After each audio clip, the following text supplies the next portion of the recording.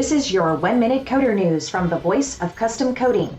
The U.S. House of Representatives has passed SEMA-supported legislation to create a commission that would recommend ways to commemorate the 100th anniversary of Route 66.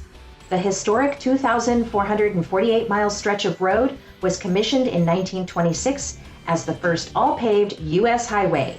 The Route 66 Centennial Commission Act S. 1014 creates a commission with representatives appointed by the President of the United States.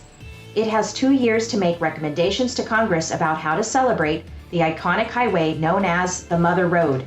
SEMA says it may recommend the production of various written materials, films and documentaries, education programs, artistic works, memorabilia, and celebrations for the route's storied history. The legislation, which unanimously passed the U.S. Senate in August, now heads to the White House for President's signature.